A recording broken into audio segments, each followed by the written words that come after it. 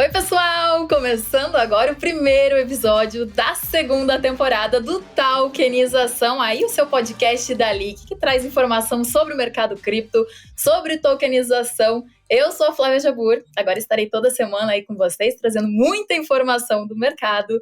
E para esse primeiro podcast, eu trouxe o cara, referência no mercado cripto, Felipe Escudeiro. Que bom ter você aqui, obrigada. Tudo bem, Flávia? Que bom estar com você de novo, poder trabalhar junto com você, muito legal, e agradeço demais o convite da Lick aqui pra gente falar um pouquinho desse episódio da Talkenização. Primeiro episódio dessa segunda temporada, né? Que honra, obrigado, pessoal. Primeiro, muito bom. Bom ter você aqui, fico super feliz mesmo, pra gente começar aí, ó, trabalhando juntos novamente, né? Com muita informação aí sobre o mercado. Gosto muito do teu trabalho, admiro muito, você sabe. E agora, Felipe, primeiro episódio, né? Nada mais justo do que a gente falar sobre expectativa cripto em 2022. Claro, não pode faltar, né? Nesse iniciozinho de ano, né? O que a gente espera para esse ano no mundo cripto. Ano passado já foi um ano muito positivo, né? A gente teve aí muita coisa rolando no mercado. Acho que até seria legal a gente falar um pouquinho de como foi o ano passado, assim, o que marcou para você 2021 no mercado cripto. Tá, vou precisar da tua ajuda pra gente fazer uma retrospectiva. Vamos começar lá em janeiro. Vamos começar lá em janeiro de 2021. A gente tinha acabado de quebrar o topo histórico, né? Dia 16 de dezembro do ano anterior, né? De 2020, a gente quebrou o topo histórico de $19 mil, ali $20 mil. E janeiro, né? Então, agora iniciando 2021, janeiro de... né? Tão esperado o topo histórico. A gente ficou 3 anos ali alucinado. Será que vai? Será que não vai? Rompeu. Então saiu ali dos $19, $20 mil. Em janeiro, ele não só rompeu esses $19, $20 mil, como ele ultrapassou os $42 mil. O que pra gente, né, Flávia, que acompanhou o Bitcoin em 3, em 4, em 5, em 7, em $10 mil, já era uma coisa surreal, né? $42 mil. A gente viu no início da pandemia, né? O Bitcoin, assim, derreter. Exato. O mercado no geral, né? Não só o mercado cripto, como o mercado financeiro no geral, derreteu. As pessoas ficaram desesperadas. Quando a gente atingiu o topo histórico final do ano, foi, meu Deus do céu, né? Eu, sinceramente, eu nem tinha uma expectativa que a gente fosse passar muito de 20. Os 20 já estava sendo incrível para todo mundo, né? E aí a gente viu um começo de 2021 muito positivo e Elon Musk também entrando no começo de 21 no mercado. Exato, e aí daquele panorama do tipo, os grandes chegaram, acabou. Né? Acabou, os grandes chegaram, quem entrou, quem não entrou, não entra mais. Deu aquela, no início do ano ali, então janeiro, fevereiro, março, deu aquela sensação de, cara, aquilo tudo que a gente trabalhou esses últimos anos tá acontecendo, né? Que é o institucional, o cara grande, um grande investidor, um cara focado no mercado tradicional, grandes gestores, grandes empresas, começarem a olhar para cá e falar assim, cara, isso aqui é interessante. Nem que minimamente preciso estar exposto. E aí você vê a Tesla comprando, eu não vou lembrar agora exatamente, mas é coisa de $1,5 bilhão, não vou lembrar agora exatamente, né? Mas eles compraram $1,5 bilhão do patrimônio do caixa deles, né? Do patrimônio deles em Bitcoin. E aí a turma começa a olhar com outros olhos. Países, empresas, gestores de fundo, né? A galera toda começa a olhar para aquilo de uma forma mais opa, o que está acontecendo? E aí tivemos ali também, em fevereiro para março, talvez abril de 2021, nós tivemos rumores de que outras empresas grandes estariam entrando no mercado, que não se confirmaram, pelo menos até agora. Uma delas era o Walmart, que é uma das maiores redes, né, de supermercados do mundo, e principalmente a Apple. Muita gente, rolou um rumor muito forte que a Apple teria um pedaço do seu caixa, lembra disso? Teria um pedaço do seu caixa de Bitcoin, até agora não se confirmou, porém a Walmart já confirmou, eles pediram uma licença em algum órgão americano, que eu não vou saber qual o nome agora, eles pediram uma licença para poder operar com alguma criptomoeda deles, ou seja, então eles já estão entrando um pouquinho mais. E aí nós temos... né? Na verdade, tipo, não adianta falar, ignorar esse mercado. Os grandes estão nele. Então, é o que eu digo assim, não é a Flávia, o Felipe falando, olha para esse mercado. São os grandes olhando para esse mercado. Então, se os grandes estão olhando, é porque tem alguma coisa de interessante. E alguma coisa tem aí. Né? Algum caldo sai daí, né? É o que o pessoal tá pensando, né? Claro, claro. E a gente teve também, ano passado, fora a Tesla, a gente teve também Mercado Livre, MicroStrategy, Square também. Square acho que já estava antes de 2021. Já estava um pouquinho antes, mas começou a ter um pouquinho mais de peso na mão comprando Bitcoin em 2021. Exato. Então, assim, a MicroStrategy também começou a comprar em 2020, finalzinho de 2020, mas intensificou forte ali em 2021, principalmente no primeiro semestre do ano. Fez reunião também com grandes empresários, né, para falar. Grandes empresários, exato. Foi muito bom, muito bom. E aí nós tivemos ali também, início para meio do ano, nós tivemos provavelmente a notícia ou o acontecimento que eu jamais imaginei que eu teria visto na minha vida, que é um país aceitando Bitcoin como moeda de curso legal, né? Como moeda oficial. Olha, Bitcoin é oficialmente uma moeda no nosso país.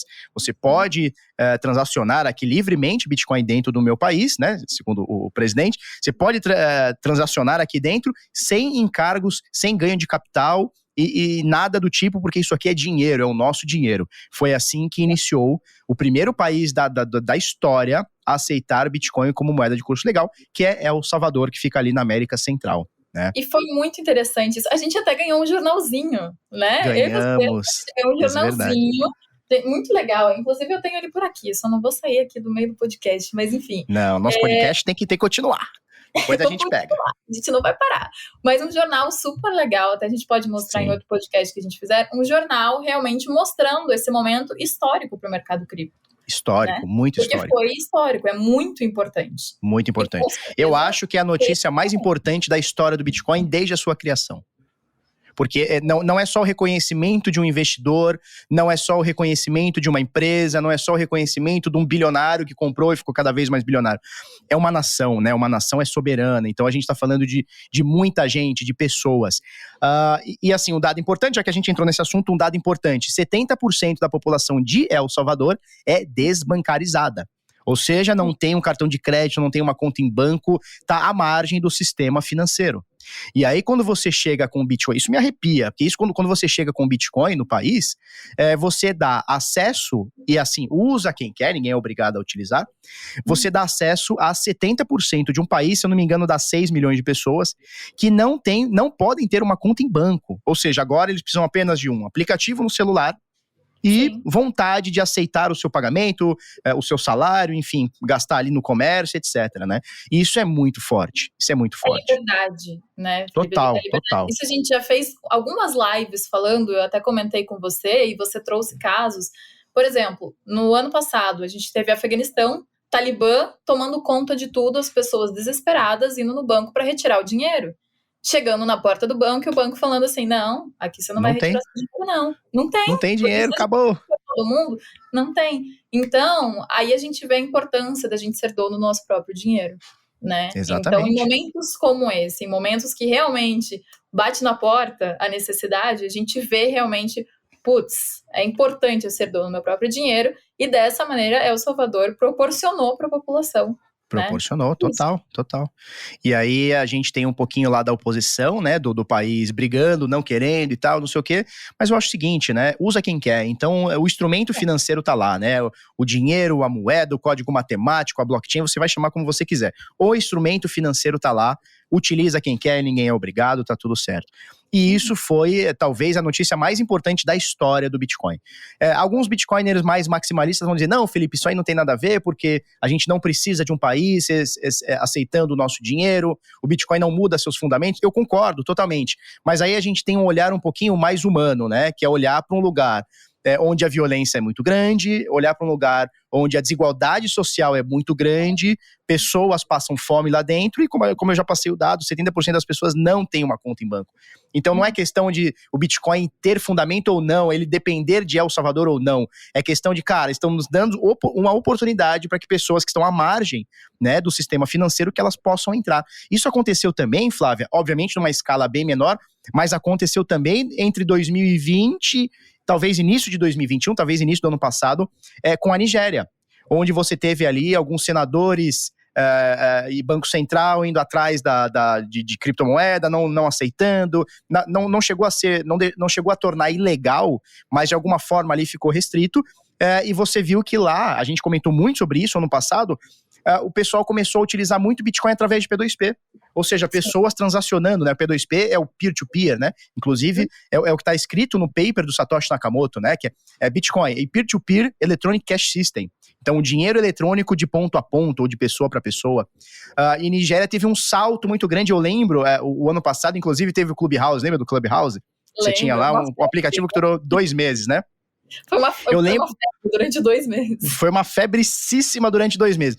Eu lembro de ter entrado numa sala do pessoal da Nigéria, né? E eram P2Ps, era um pessoal falando justamente sobre como o pessoal estava se ajudando lá com uma proibição do governo, ou enfim, uma coisa mais restrita do governo, como é que essa galera estava fazendo para poder transacionar Bitcoin. Então, assim, a gente está falando, no fundo, a gente está falando de pessoas, né? Liberdade e pessoas. E aí vamos parar de falar de coisa ruim, né? Vamos falar sobre outro acontecimento muito importante, que foi o topo histórico do Bitcoin, que aconteceu 2 vezes no ano passado, renovou.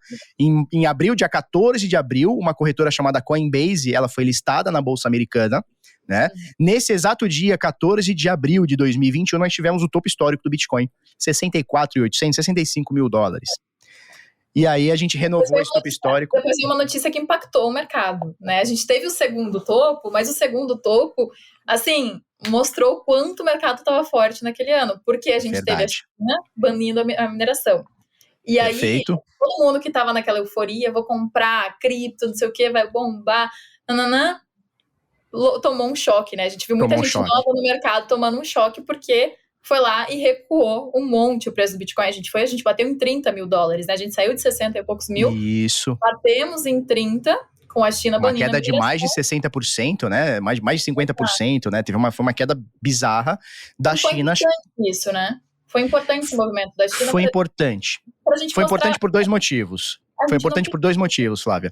O primeiro motivo é mostrar para o mundo que a China ou nenhum país é dono do Bitcoin. Então não é porque a China baniu o Bitcoin que o Bitcoin perdeu valor, pelo contrário, ele caiu bastante naquele movimento, ou seja, no curtíssimo prazo houve um baque forte na questão de preço, e depois a gente rompeu o topo histórico. O topo histórico, que era de 64.800, foi rompido no 69, ou seja, a turma deixou muito claro que, ok, China, vocês baniram, vocês tornaram de alguma forma irregular, tornaram de alguma forma ilegal, mas o mundo não está ligando para isso, nós vamos continuar utilizando o Bitcoin. Claro. Esse é o primeiro motivo. O segundo motivo, Flávia, é mais importante ainda. Até abril de 2021, 74% da força computacional do Bitcoin vinha da China. Vinha da China. Cara, 74%. A gente tá falando de a cada 4 máquinas, 3 eram da China.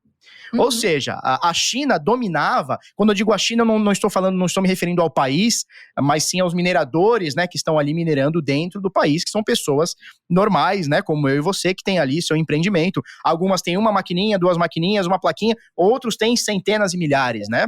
Exato. E aí, no momento onde a China fala assim, olha, não pode mais ter mineração no nosso país, a gente tem a queda do hash rate, que é a força computacional. Momentaneamente, a força computacional do Bitcoin caiu em 73%, se eu não me engano. Ela despencou, assim, de uma semana para outra, de um mês para outro, que foi o momento onde os mineradores foram obrigados a tirar da tomada.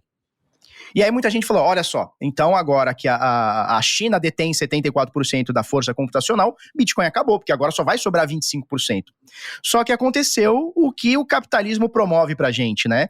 Então aquele minerador que tinha 1 ou 2 máquinas, possivelmente ele acabou vendendo, ele acabou, intocando, virou sucata, não sei. Mas o grande minerador, o carinha que tem centenas, milhares, quiçá milhões de placas, e, enfim, de máquinas, esse carinho que ele fez, ele juntou tudo em caixas, botou dentro do navio, de um avião, num cavalo, sei lá o que ele fez, numa charrete e foi para outro lugar, né? E aos poucos, a gente teve essa força computacional que caiu 70%, ela já superou o topo histórico da força computacional, agora, exato no dia 1º de janeiro de 2022. E continuou subindo, ou seja, mais do que mostrar que a força computacional está subindo, o Bitcoin mostrou para o mundo que a gente também não precisa da China ou de nenhum outro país para minerar Bitcoin. Porque esses mineradores, eles acabaram saindo para outros países, como a Rússia, como Estados Unidos, eu esqueci o outro país agora, enfim,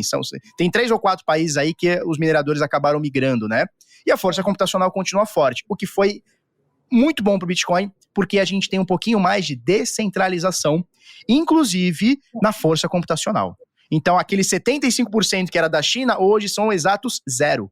Hoje não tem nada dentro da China. E aí, obviamente, muita gente vai falar por conta de política e economia, que é bom que a gente não tenha a segunda maior economia do mundo. Muita gente vai dizer que é um país comunista ou um país mais restrito, não importa, né? A gente não tem mais força computacional do Bitcoin lá, ou seja, novos Bitcoins ou a rede não é mais mantida por mineradores chineses, ou melhor, na China, porque com certeza chineses foram para outros lugares. E sim, agora ela está um pouco mais distribuída no mundo. Lembrei o país, é o Paquistão. Boa.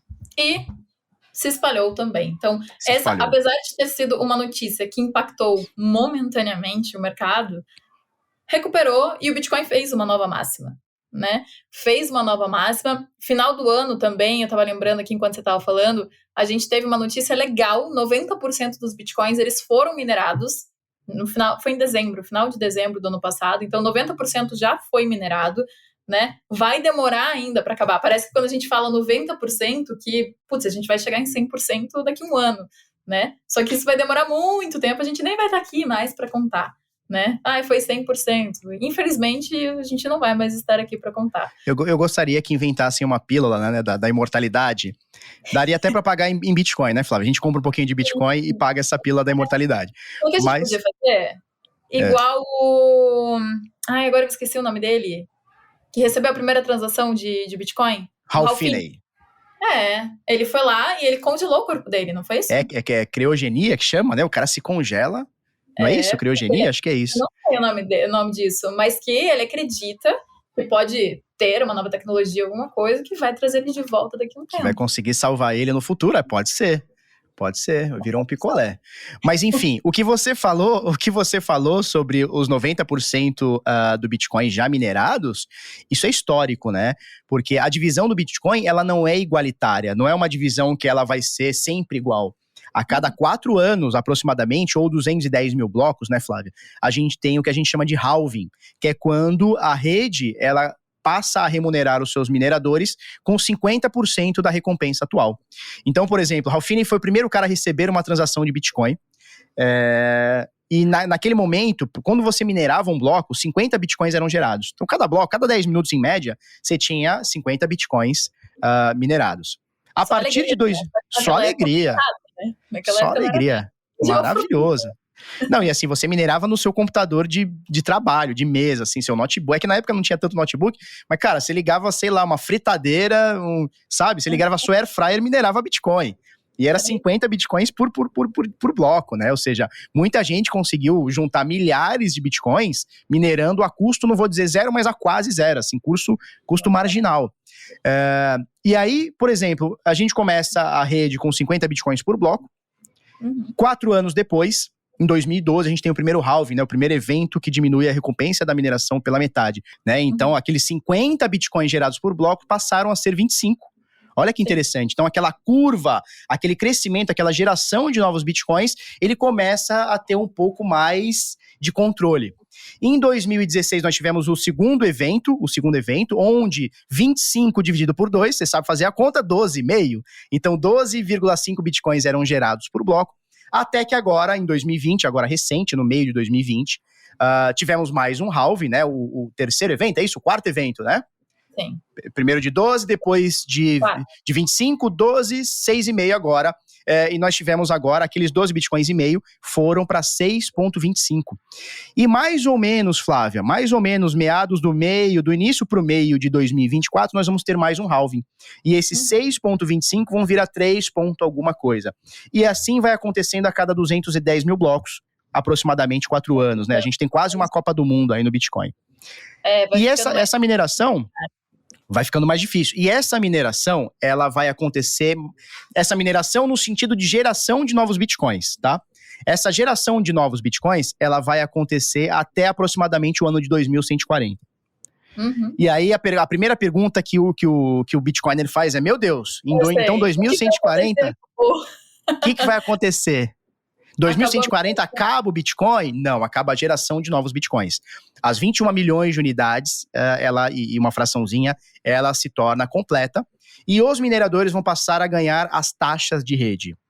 Eles passam a ganhar as taxas de rede. Né? Eles ganham as taxas. Eles já ganham, exato. Porque eles mineram, né? Exato. Então, depois só vai ser a taxa pela mineração, né? Pelo trabalho que eles têm, né, gente? Então, eles têm um trabalho de verificar a transação que a gente está fazendo, que eu estou enviando Bitcoin para o Felipe. Então, esse trabalho, eles ganham essa recompensa por fazer isso pra gente. Então, total. Flávia, eu preciso fazer uma ressalva aqui, que agora que eu me lembrei. Eu falei Paquistão, né? Não, é Cazaquistão. Então a mineração, aquela força computacional do Bitcoin, ela saiu da China, ela foi pro Paquistão. Desculpa. Cazaquistão, ó, tô me enrolando de novo. Cazaquistão, Rússia e Estados Unidos, basicamente. E foi ótimo isso.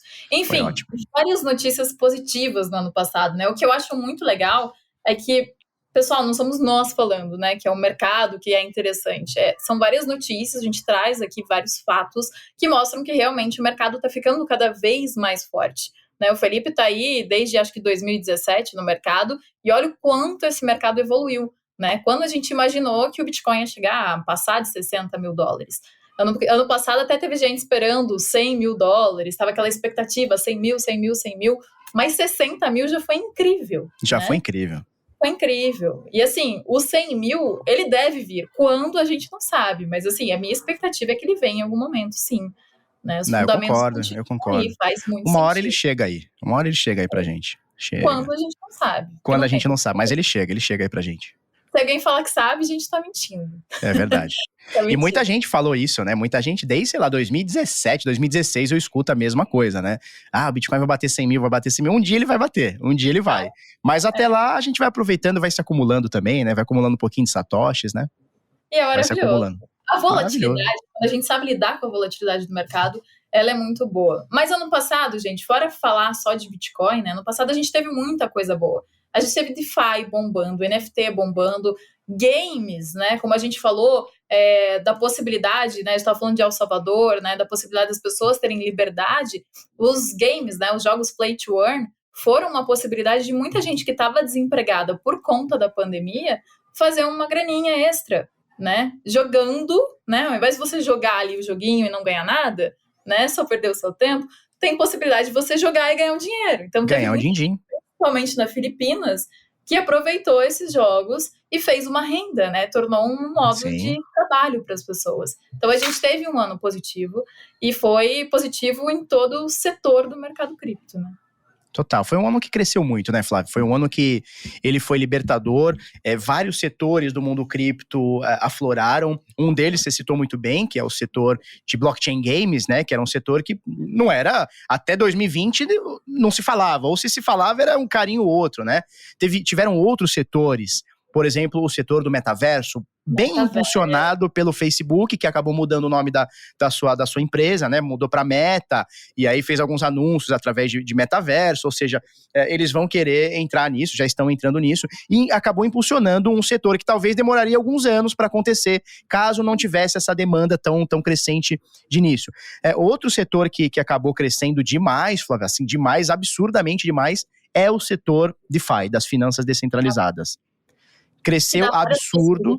Né? Na verdade, o DeFi te dá várias possibilidades, assim, de empréstimo, muita coisa você pode fazer. Então, no mercado, quando o mercado tá meio sem graça, assim, ele te dá a possibilidade de você, ao invés de deixar lá na conta da tua corretora, teu dinheiro paradinho, no longo prazo, você faz ele trabalhar para você, ele render. Exato. Então, é muito legal, vale a gente fazer um podcast sobre DeFi aqui. Vale total, me convida que eu quero estar junto para aprender um pouquinho. Porque é um universo muito, muito novo, a gente está falando de 2 anos e meio de DeFi, tá? Vamos exagerar para 3, mas que ele tá forte mesmo, não deve ter um ano, né? Iniciozinho do ano passado para cá, iniciozinho de 2021 para cá. Ou seja, ainda é muito incipiente, ainda é muito novo, mas é um mercado muito justo. Ele me lembra muito, obviamente com todas as ressalvas, ele me lembra muito o mercado de opções, é um mercado muito justo, tá? Sim. Não tem essa de alguém levar vantagem, enfim, a não ser que você seja roubado, hackeado, mas aí é outra história, né? Mas é um mercado muito justo. Então, para você pegar empréstimo, você tem que deixar um colateral, né? Então, eu acho o mercado muito justo, acho muito difícil que a gente tenha algum crash, alguma coisa nesse sentido, através de DeFi. E é um mercado que cresceu muito, né? Junto com o blockchain games, junto com o metaverso. Outro mercado que cresceu muito, meio que linkando já com o DeFi, é o mercado, são as startups, muita gente gosta de chamar de startups, né? São as startups descentralizadas de blockchain, né? Então, hoje a gente tem muitas blockchains. Cara, a gente pode falar Binance Smart Chain, a gente pode falar a Cronos, você pode falar Solana, Avax, Phantom, as segundas camadas da rede Ethereum, seja Optimism, seja Arbitrum, seja Polygon, são muitas coisas que cresceram no sentido de contratos inteligentes. A própria Cardano agora está entregando alguma coisinha aí, no sentido de contratos inteligentes, e elas confluem muito ali com o DeFi, né? Ou seja, as pessoas querem construir dApps, aplicativos descentralizados em cima dessas blockchains. E eu vejo, Flávia, já a gente ainda não entrou nesse assunto, mas eu vejo esses dApps e essas blockchains focadas a contratos inteligentes, focadas em contratos inteligentes, eu vejo elas muito em alta agora, também em 2022. Era isso, eu acho que é 2022, porque eu tava olhando aqui, eu falei, estamos indo para os 30 minutos de podcast, então vamos entrar em 2022. Passa rápido, né? A gente fica falando de cripto, nem vê. A gente tem um tempo limite, Flávia? Eu não sei, a gente tem um tempo limite? Aqui é tudo nosso, que a gente faz um programa bom, entendeu? Bora então. Faz a galera ficar assistindo e escutando a gente por 2 horas e tá tudo certo. Vamos falar, então vamos entrar em 2022. Também acho muito, muito interessante isso. E eu até ia falar com você, outra coisa que eu acho interessante, ano passado a gente estava falando, ouviu, né, muita gente falar de tokens, inclusive tem gente que não entende o que é token ainda, a gente já teve episódios aqui falando, explicando sobre isso, a gente tem muito conteúdo sobre isso, fan tokens ano passado também, a galera querendo entender o que era. E esse ano? Vamos falar das expectativas para esse ano. Vamos. Minha primeira expectativa, já pegando o gancho que a gente já tinha começado, blockchains para contratos inteligentes, tá? Então, aquelas que são especializadas em contratos inteligentes. Eu não espero nenhuma grande inovação, tá, Flávia? Depois que eu entendi o trilema da escalabilidade, né, que é escalabilidade, descentralização e segurança, eu entendo que tem que ficar num ponto de equilíbrio entre esses 3 pilares, né? Descentralização, esqueci já, descentralização, escalabilidade e segurança. Eu sou desses, né? Então você tem que ter em algum ponto de equilíbrio. Então, assim, eu não acho que a gente vai ter uma blockchain que nasce hoje 100% descentralizada, 200 milhões por cento escalável e 300 trilhões por cento segura. Não acho que teremos nenhuma, pode ser que sim, torço para isso, mas não acho que não teremos nenhuma invenção da roda nesse sentido. Tá? Mas as blockchains, as startups vão ficar brigando ali para ver qual que vai ser a mais escalável, ao mesmo tempo mais segura e ao mesmo tempo mais descentralizada possível, né? Então, isso eu vejo forte. Outra coisa que eu vejo forte ligada nisso... Queria te perguntar. Oi? Eu já tô mudando de assunto. Metaverso. Como você metaverso esse ano? Olha, Flávia, eu confesso que o metaverso é uma incógnita na minha cabeça. Ao mesmo tempo que não dá pra gente negar que existe uma coisa forte acontecendo ali, eu sinto, tá? Pode ser muito no início, mas eu não sei. Eu sinto que estão querendo colocar isso na nossa cabeça. Eu não vejo hoje a necessidade tão forte da gente ter um metaverso. Então, assim, Felipe, a gente vai poder fazer compras online no metaverso. Tá, eu já posso fazer na internet. Ninguém tá inventando a roda. Eu entro no site da Nike e compro um tênis. Eu não preciso entrar no metaverso para entrar na loja da Nike e comprar um tênis, né? A gente vai fazer reunião. Eu já tô fazendo uma reunião aqui com você. Eu tô em Santos, você tá em Curitiba? Ou é em Curitiba que você tá, né? Curitiba. Eu tô em Santos, você tá em Curitiba. Cada dia tá num lugar. Eu tô em Santos, você tá em Curitiba, a gente tá aqui conversando. Né? Eu não preciso entrar no metaverso pra gente poder... Então, assim, eu não sei se toda essa aplicação que o pessoal tá vendendo hoje pra gente, de fato é uma necessidade, tá? Então, assim, não estou negando que é um negócio legal, é um negócio a ser explorado, mas eu tenho um pouquinho de ressalva. Sabe aquele negócio de gato, como é que é? Gato que toma banho e tem medo de água fria? Como é que chama aquele ditado? Tem um ditado assim, não tem? É isso, não é? Um negócio assim. Sabe o que eu acho? A primeira vez que eu escutei falar de metaverso, eu falei assim, nossa, isso é muito louco. Aí eu fiz umas lives sobre metaverso, tudo mais pra entender. Hoje eu acho... ok, assim, eu ainda estou me adaptando com a ideia. Eu achava, assim, insano, depois era só louco, e daí agora tá um pouquinho melhor. Mas eu escutei, assim, é um assunto que não dá pra negar. Esses dias eu tava na praia, e eu passei por uma barraca, assim, tinha um casal sentado numa barraca, né, aquela coisa, você passa assim, daí eu escutei, o cara tava falando de metaverso com a mulher, só que, assim, eu passei, então não deu pra pegar todo o assunto. Não deu pra ver. Falando sobre metaverso. Então, assim, é um assunto que tá na boca da galera, né, a galera tá atenta aí, mas realmente, eu acho que vai demorar um tempo para as pessoas se adaptarem a isso.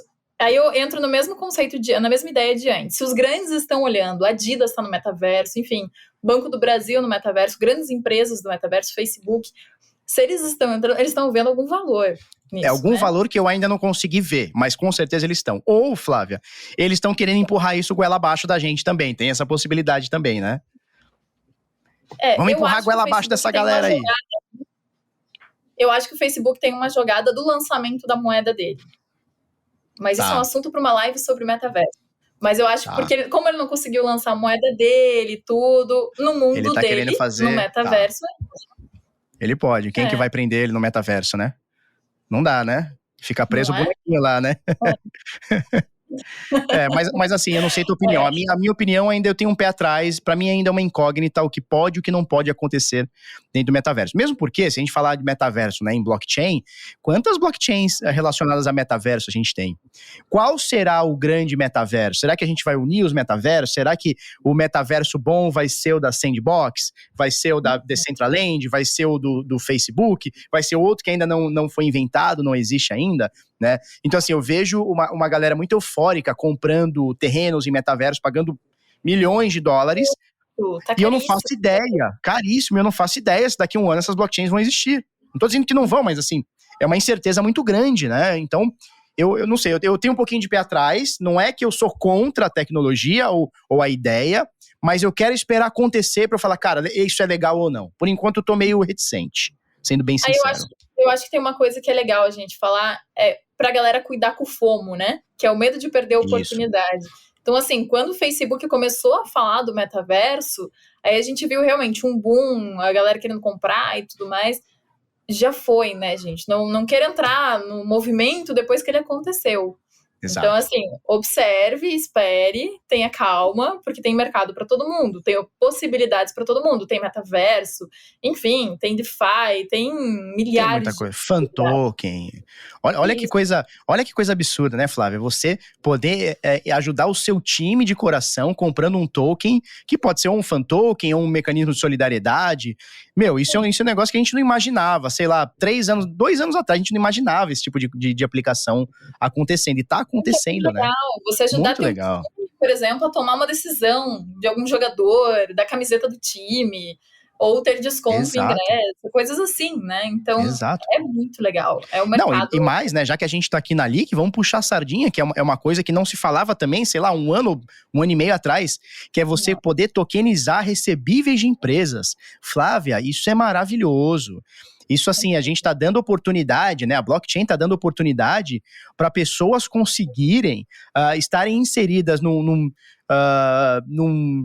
instrumento financeiro que era extremamente limitados a FDIC, grandes bancos e caras muito fortes. Era só pra gente muito forte. Hoje, sei lá, com 25, 20, 50 reais, 100 reais, você consegue comprar um pedacinho dos recebíveis, ou seja, que já entraram, só falta pingar na conta da determinada loja, né, determinada empresa, você poder ter um pedacinho desses recebíveis e ganhar um juro por isso. Isso é maravilhoso, né? Isso é o tipo de coisa que só a blockchain consegue colocar isso pra gente. E é relativamente novo.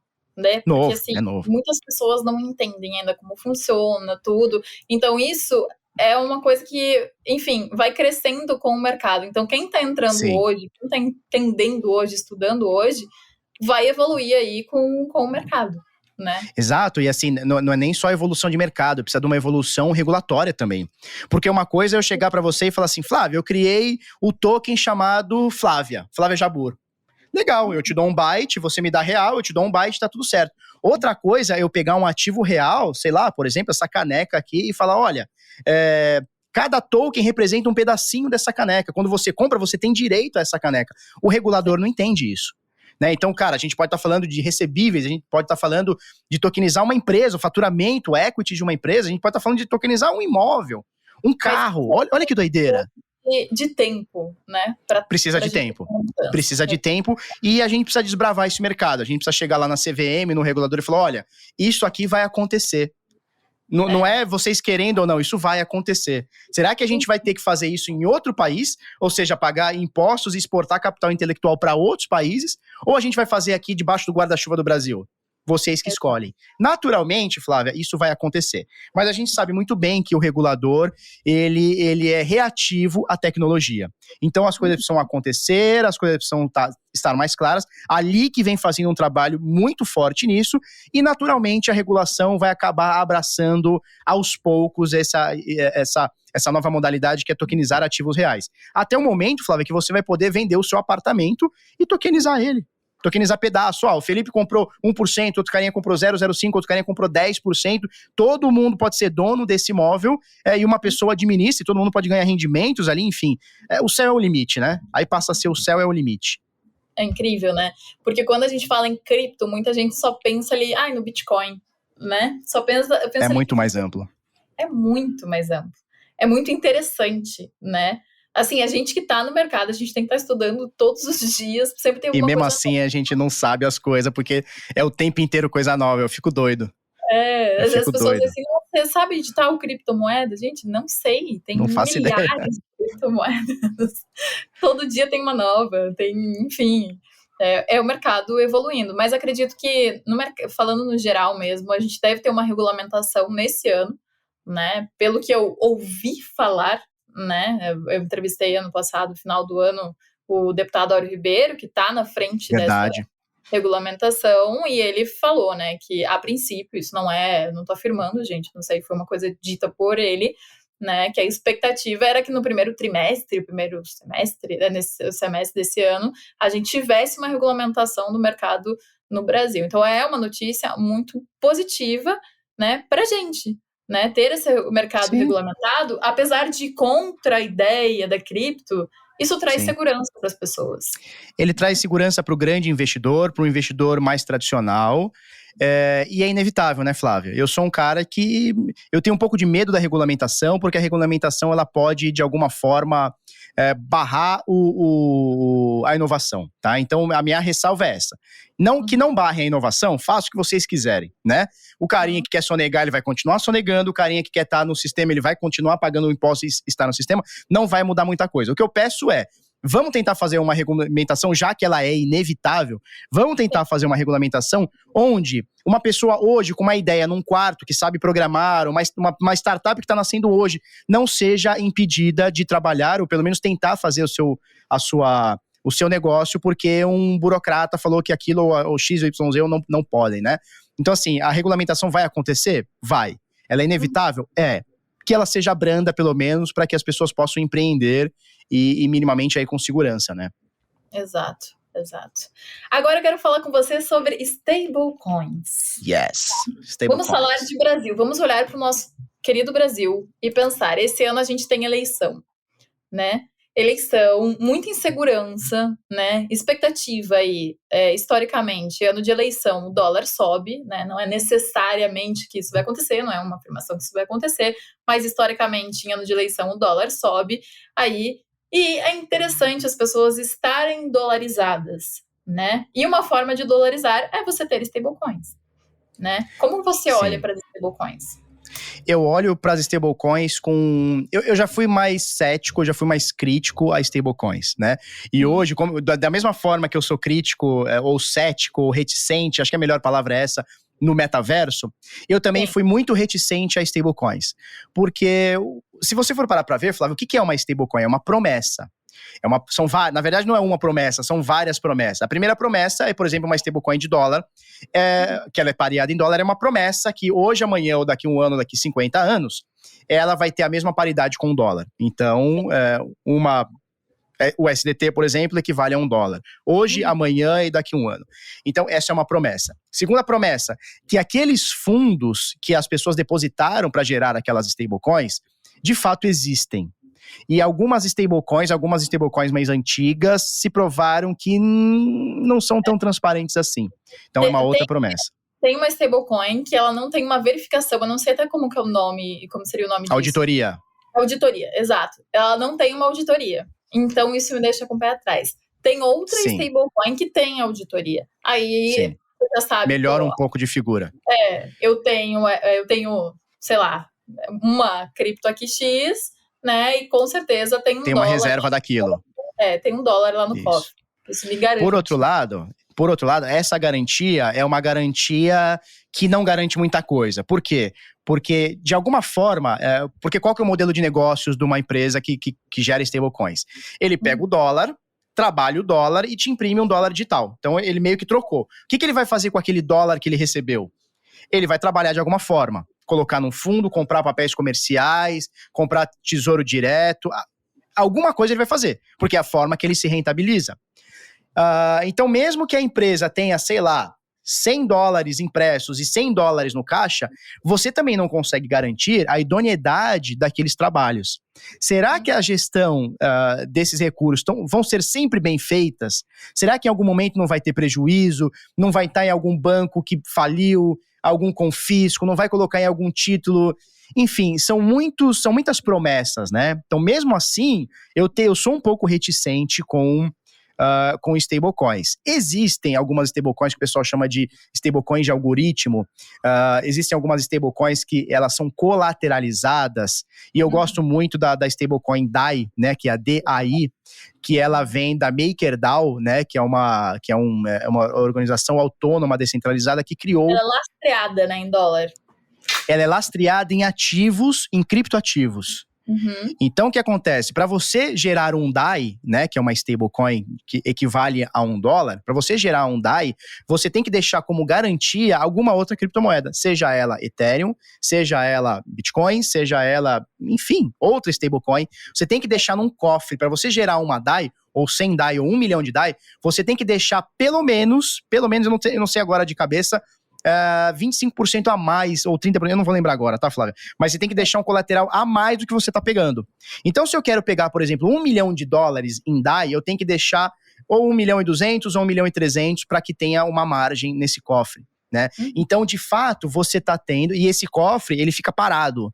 Quando você gera essa stablecoin, nessa formato descentralizado que a gente tá falando, aquele cofre, que a gente chama de colateral, aquele colateral, ele fica parado. Ele não fica trabalhando, ele fica numa carteira segura e ninguém consegue tomar ele de lá. Você só tira quando você quiser pegar de novo aquelas 1 milhão de DAI, por exemplo, devolver e você ressalva, você retira o seu fundo. Então, eu gosto mais desse tipo da DAI, do modelo da DAI, que é descentralizado. Eu gosto mais. Ela é descentralizada, né? É um pouco diferente de algumas outras stablecoins e é uma maneira de você dolarizar o seu patrimônio. Né, estar aí. Total. Então, e a DAI, Flávia, ela tem uma coisa legal, que você consegue ver os fundos dela em tempo real. Então, não é como outras stablecoins de empresas que eles estão falando que tem 1 milhão de moedas, mas você não sabe se tem, na verdade, o lastro daquilo são 800, é mais ou é menos, o que eles fazem com o dinheiro. No caso da DAI, você entra lá na blockchain, enfim, você tem inclusive até alguns dashboards que mostram isso, né? Você não precisa nem ter acesso à blockchain, eles mostram o percentual de caixa que eles têm. Então, você consegue ver em tempo real se aquela stablecoin está saudável ou não. Então, assim, coisas mais descentralizadas e principalmente mais transparentes, elas parecem também ser tendência agora para 2022. A galera não quer mais corretora, empresa, aplicativo que esconde as coisas. A galera quer ter um pouco mais de transparência, saber onde... Eu botei meu dinheiro aqui, o que está sendo feito, onde está, qual que é o grau de segurança. A gente saber como funciona por trás. Né? É importante a gente buscar essa segurança, buscar essa transparência. Total. E dolarizar, Flávia, a gente que mora no Brasil, que o real vale cada vez menos, a gente tem cada vez mais inflação, a gente tem cada vez mais o real desvalorizando perante o dólar. Minimamente ter alguma exposição em dólar não é questão de arriscar ou questão de, olha só, ele é dolarizado. É questão de necessidade. O nosso dinheiro, o nosso real vale cada vez menos, não tem como. E assim, se a gente tem cripto, a gente está dolarizado também, né? Isso é uma coisa importante de falar. Então, se você tem Bitcoin, né? Se você pega, e o dólar subiu 10%, tá? Aqui no Brasil. Por mais que o preço do Bitcoin fique parado, né? O preço do Bitcoin Você em reais ganhou. sobe 10%. Então a gente está ganhando, a gente está exposto ao dólar também. Exatamente. Então é interessante a gente ter um pouquinho de cripto na carteira, a gente diversificar, né? Total. Quando você. É verdade, quando você tá com Bitcoin ou Ethereum, você tá dolarizado também. Porque a cotação, por mais que você tenha comprado com reais, a cotação, ela sempre vai puxar o dólar, né? Então o que manda no preço é o dólar, não é euro, não é real, não é dólar canadense, é o dólar. Então quando você tem cripto, você está indiretamente, digamos assim, dolarizado, né? Exatamente. Então pra gente aí foi bom, entendeu? Que o dólar subiu. Foi bom. Eu queria perguntar para você algumas outras coisas aí. A gente já passou nosso tempo, eu já tava pensando, vamos fazer meia hora, mas não tem um tempo específico. A gente tá pensando em fazer meia hora, 45 minutos. Eu nunca consigo manter as coisas que eu falo de tempo. Então a gente vai passar aí, porque tá legal o papo. O que você espera aí de criptos que são interessantes a galera estudar neste ano, né? Porque quando a gente fala, tal cripto eu acho legal. É legal para quem? Qual é a sua estratégia? Né? Então, assim, o que a gente fala aqui não é recomendação de investimento, gente. É importante cada um estudar a cripto, pode escutar a gente falar, mas faz a sua análise. Inclusive, já vou até soltar aqui, nosso próximo podcast, tá? Na semana que vem, vai ser aí realmente ensinando você a dar os primeiros passos no mercado. Então, como escolher uma cripto, como fazer uma análise fundamentalista, a gente vai falar sobre isso. Mas queria perguntar, quais criptos você está de olho neste ano? Flávia, eu sou o cara mais do Bitcoin, né? Você sabe disso. Então, assim, raríssimas vezes você vai me ver desbravando alguma altcoin, alguma coisa nesse sentido. O que eu tenho olhado muito há muitos anos é o Bitcoin, ele não perde fundamentos. Cada dia que passa, né, é o efeito Lind, né? Cada dia que passa, ele se mantém mais forte. Eu tenho visto o Ethereum com efeito de rede também muito grande, né? Que é o Network Effect, né? Que é muito grande. Eu também olho muito para o Ethereum. Então, Bitcoin e Ethereum eu acho que não dá para faltar na minha carteira, acho que não dá para faltar na carteira de ninguém que investe em cripto. E eu olho algumas coisinhas, tá? E aí eu tô falando bem pequenininho, ou seja, percentual da carteira inferior a 1% ou 0,5% que seja. Eu tenho olhado para duas coisas. Uma eu tenho olhado desde 2017, que é a Cardano. Eu olho com bons olhos para ela. Eu acho que apesar das críticas, Cardano não entrega, Cardano demora, não sei o quê, eu acho que quando a gente mexe com o dinheiro das pessoas, as coisas têm que ser dessa forma, elas têm que ser lentas, porque a gente não tá falando de R$1 ou R$2 das pessoas, a gente tá falando de uma rede que vale bilhões de dólares. Então qualquer coisa errada você tá colocando em risco o dinheiro de muita gente, de muitas famílias. Então eu gosto desse negócio um pouco mais pé no chão da Cardano. Apesar dela já ter sido superada por outras chains que chegaram ontem e já estão entregando muito mais coisas, já tem centenas de dApps acontecendo e tudo mais. E eu tô bastante de olho, Flávia, de uma cripto chamada CRO, que ela inclusive é de uma corretora, que é a Crypto.com, uma corretora internacional. E eu tô de olho porque ela, além de ser uma moeda, ela também é uma rede, né? Então, na verdade, a CRO, ela é uma moeda, ela é a moeda nativa de uma rede, que chama Cronos. Tá? Ela era a antiga Monacoin, a MCO virou CRO, né? E eu tô bastante de olho nela, então assim, um percentual bem pequeno. Não acho que se a gente virar o mercado, se 2022 o mercado virar para queda, não acho que teremos grandes altas nessas duas moedas que eu falei, mais pimentinhas, tanto a Cardano quanto a CRO. Até porque o mercado acompanha o Bitcoin. O mercado acompanha o Bitcoin, e se por acaso o mercado começar a cair e der oportunidade de comprar Bitcoin barato, eu vou preferir comprar Bitcoin barato do que comprar qualquer outra, desculpe o termo, shitcoin. Todo mundo tá, claro. Exatamente, mas tem muita gente agora nesse mercado em alta que tá preferindo trocar Bitcoin por shitcoin, né, por altcoin. Cada um vai fazer suas escolhas. No mercado em baixa, que eu não sei quando vem, né, ele pode ficar claro daqui a alguns meses, se tá, se não tá, mas por enquanto não é o que mostra pra gente. Com o mercado um pouco mais em baixa, as pessoas vão tender a preferir ter o Bitcoin. E aí pode surgir algumas oportunidades também, tanto de comprar Bitcoin e Ether barato, quanto as moedas que você fundamentou no bull market, né, por exemplo, 2021, as que foram fundamentadas, você pode ter um aportezinho no momento de queda. Mas deixa a queda acontecer também, senão a gente fica chamando, né, deixa a queda longe lá, deixa o mercado em baixa longe. A gente quer comprar, que a gente quer que suba cada vez mais, comprando cada vez mais caro, né? A gente não quer ver queda, mas a queda é inevitável. É o mercado. Em alguns momentos é. Em alguns momentos ela é inevitável, não tem jeito. Mesmo porque é um mercado, Flávia, que sobe… Tem moeda que subiu 30 mil % em 2021. Absurdo, né? É natural que você tenha queda de 50%, 60%, 70%, 80% de toda essa alta. Não tem como, né? Não tem como. Até porque alguém comprou lá atrás, né? Isso que as pessoas, quando você vai comprar uma cripto, você tem que pensar, já subiu muito, não precisa nem entender de gráfico. Dá pra só olhar o risquinho no gráfico. Já subiu muito, alguém comprou lá atrás. Alguém comprou lá atrás. Então, toma cuidado com isso. E se tá começando a cair, é porque essa pessoa que comprou lá atrás começou a vender. Exato. Né? Porque o gráfico nada mais é do que o sentimento das pessoas, né? O sentimento do mercado, né? Exatamente isso. Bom, falamos aí de algumas expectativas para 2022, é claro, né, gente? Não dá pra gente falar sobre tudo que a gente espera para 2022, tem muita coisa para acontecer, coisa que a gente nem imagina, né? Como a gente estava falando de DeFi, a gente nem esperava que fosse bombar tanto, metaverso, muita gente nem sabia o que era metaverso. Enfim, coisas que vêm, com certeza vão explodir esse ano. O negócio é estar de olho no mercado, né? Investir aos poucos, fazer sua análise e aos poucos ir se expondo no mercado.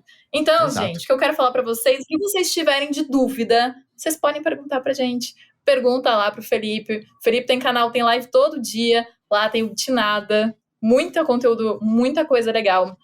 Aqui na Leak, a gente tem muita informação boa também. A gente tem nosso blog, a gente tem nas nossas redes sociais informação, no nosso site, leak.com.br. Então, se acompanha com a gente, fica de olho aí. A gente tem muita novidade também. Felipe, quero agradecer a tua participação. Eu que agradeço, pô. Obrigada por participar desse primeiro episódio. Muito, muito bom mesmo ter você aqui. E vamos marcar outras vezes, com certeza estaremos em outras só marcar que eu venho. Não, marca que eu venho, é sempre muito bom trocar uma ideia com você. Agradeço esse primeiro episódio, né, da temporada 2022, a temporada 2, né, da Talkanização. Agradeço demais. Me chama que eu venho, Flávio. Vamos que vamos. Com certeza. Pessoal, a gente se vê semana que vem, então muito obrigada pela participação de todos. Uma ótima semana para vocês. Até. Obrigada, Felipe. Tchau, tchau. Obrigado.